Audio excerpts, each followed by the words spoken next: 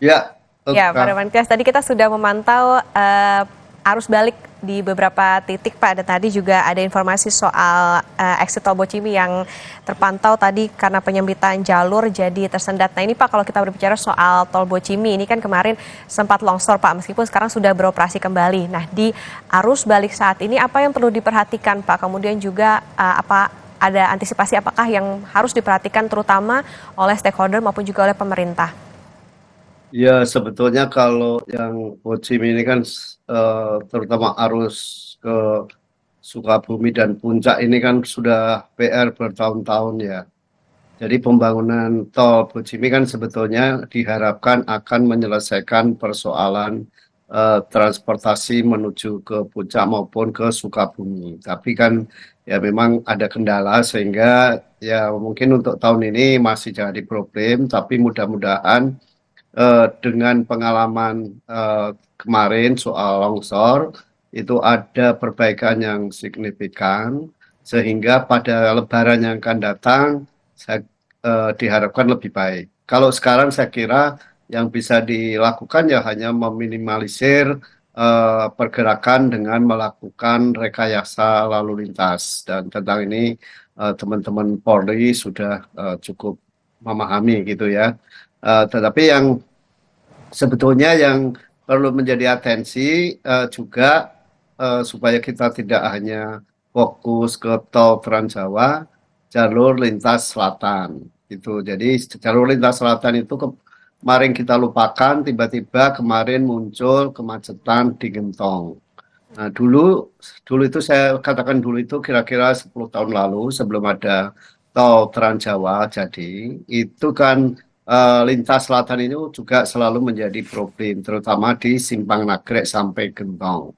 Nah, di Simpang Nagrek sekarang sudah terurai dengan dibuatkan jalur tembus, tapi rupanya gentongnya yang masih menyisakan persoalan sehingga ini juga menjadi PR-nya PUPR karena kan kebetulan ini jalan nasional termasuk Bocimi itu kan karena ini tol saya kira eh, domainnya PUPR untuk terus mendorong supaya ada penyelesaian secepatnya dan tentu dengan kualitas yang baik gitu.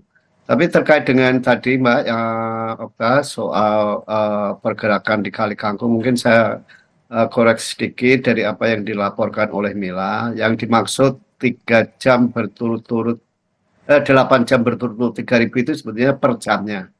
Karena kalau 8 jam 3.000 itu terlalu sedikit. Tapi setiap jamnya itu berturut-turut tiga paling tidak 3.000 kendaraan sehingga kali 8 jam seperti itu.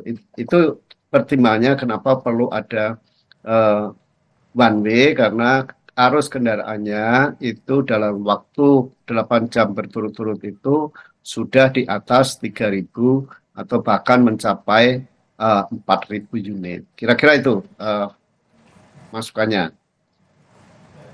Ya, Pak, tadi kita berbicara soal jalur nagrek, tadi kan juga sempat disampaikan oleh rekan jurnalis Kompas TV, Abel Insani, Pak, bahwa memang yang diberlakukan ini adalah sistem buka tutup biasanya sekitar 10 sampai 15 menit. Nah, tetapi tadi imbas dari buka tutup ini ternyata banyak pemudik yang kelelahan begitu karena memang jalurnya bisa dikatakan sempit begitu, tetapi memang harus ada kepadatan karena kendaraan ini kan mengantre begitu, jadi ada Ya. kemacetan. Nah, ini seberapa efektifkah Pak soal buka tutup ini? Apakah memang bisa diberlakukan situasional atau seperti apa? Apakah 10 sampai 15 menit ini cukup untuk pemberlakuan buka tutup? Eh, Jalur Nagrek kebetulan pas hari puasa pertama saya ke sana ya melihat. Ada beberapa persoalan yang saya lihat. Yang pertama, banyak jalannya juga berlubang. Saya tidak tahu apakah selama bulan puasa itu lubang-lubang itu tertutup atau tidak. Tapi misalnya tidak, ini kan juga menghambat perjalanan karena orang menghindari lubang-lubang itu. Yang kedua, juga jalur naga itu kan naik turun. Sehingga misalnya buka tutup, repotnya kalau yang pas ditutup itu pas jalan nanjak atau jalan turun. Jadi ini juga menjadi persoalan. Nah, sebetulnya eh, juga tidak bisa diabaikan kelanjutannya dari ketika mau masuk ke wilayah Cicalengka misalnya gitu ya. Itu jalur-jalurnya itu kan juga banyak untuk parkir angkot dan sebagainya untuk ngetem gitu.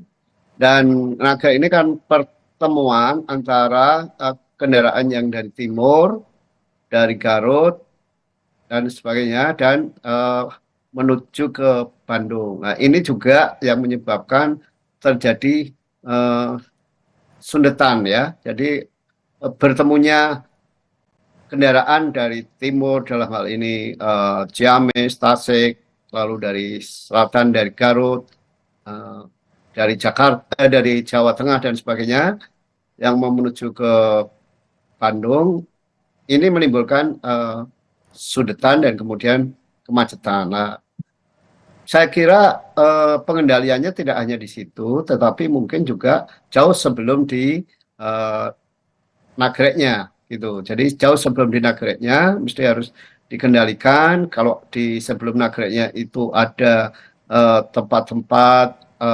peristirahatan, mungkin sebagian harus disarankan untuk menunggu di area di tempat peristirahatan. Karena kalau misalnya dia menunggu di jalan buka tutup, ini juga terkait persoalan dengan keselamatan karena jalannya naik turun.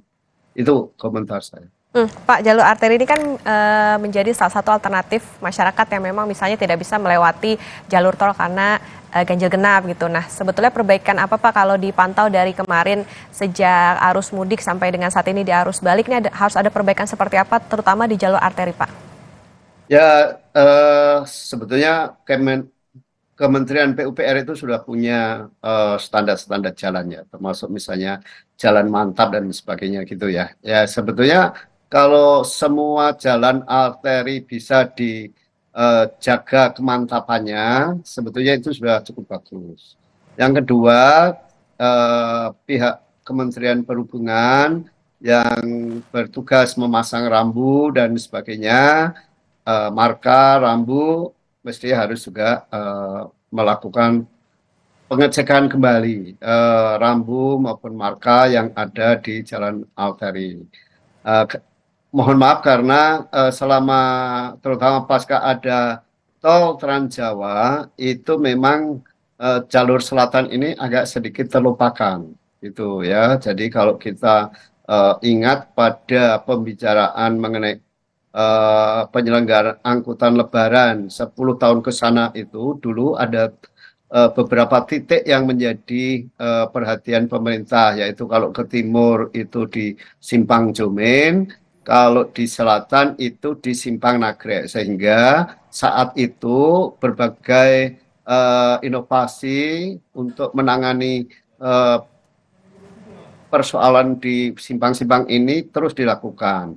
Tapi pasca adanya tol Trans Jawa, terutama mulai 2015 dan 16 dan sampai sekarang, nah simpang Nagrek ini agak sedikit terlupakan, sehingga perhatian pemerintah tampaknya juga menurun dibandingkan tahun-tahun sebelumnya. Seingat saya begitu membangun jalur tembus di Simpang Naga itu sepertinya lalu terhenti, tidak ada inovasi lagi. Nah, saya kira belajar dari penyelenggaraan Lebaran saat ini, perhatian pemerintah sudah harus kembali lagi ke lintas selatan dan lintas utara.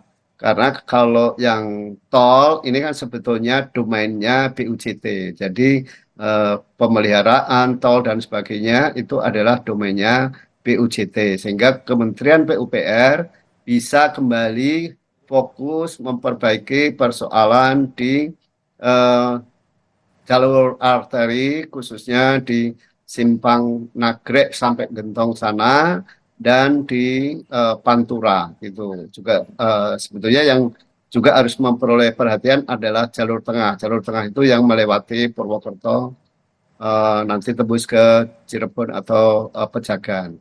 Kira-kira itu yang harus dilakukan oleh pemerintah. Jadi saya bicaranya untuk kedepannya berdasarkan pengalaman hari ini gitu. Tetapi menurut saya sih kalau mudik macet ya maksimal 3 jam itu normal lah, sebetulnya tidak perlu didramatisasi. Kenapa saya sebut normal? Karena memang volume kendaraannya itu meningkat, bahkan yang lewat jalan tol itu meningkat bisa sampai di atas 100% dari kondisi normal gitulah. Kalau volumenya sampai di atas 100% dari volume normal, ya tentu pasti akan terjadi pelambatan gitu.